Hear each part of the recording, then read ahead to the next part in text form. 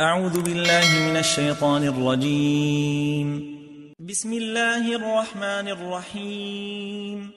يا أيها الناس اعبدوا ربكم الذي خلقكم والذين من قبلكم لعلكم تتقون.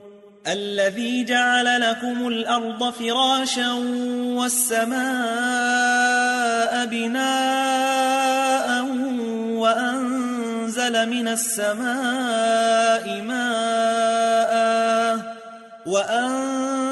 من السماء ماء فأخرج به من الثمرات رزقا لكم فلا تجعلوا لله أندادا وأنتم تعلمون. وإن كنتم في ريب مما نزلنا على عبدنا فأتوا بسورة من مثله وادعوا شهداءكم من دون الله إن كنتم صادقين. فإن لم تفعلوا ولن تفعلوا فاتقوا النار التي وقودها الناس والحجارة أعدت للكافرين. وبشر الذين آمنوا وعملوا الصالحات أن لهم جنات تجري من تحتها الأنهار كلما رزقوا منها من ثمرة رزقا قالوا هذا الذي رزقنا من قبل وأتوا به متشابها ولهم فيها أزواج مطهرة وهم فيها خالدون.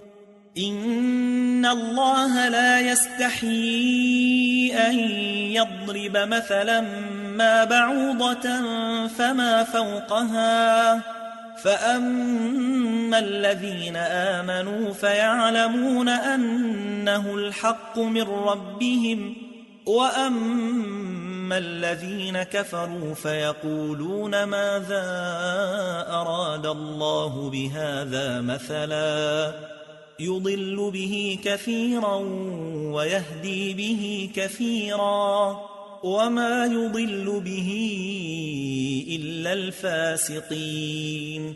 الذين ينقضون عهد الله من بعد ميثاقه ويقطعون ما أمر الله به أن يوصل ويفسدون في الأرض أولئك هم الخاسرون.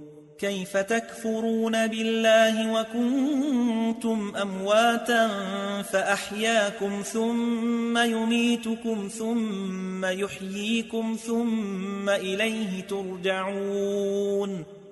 هو الذي خلق لكم ما في الأرض جميعا ثم استوى إلى السماء فسواهن 7 سماوات وهو بكل شيء عليم.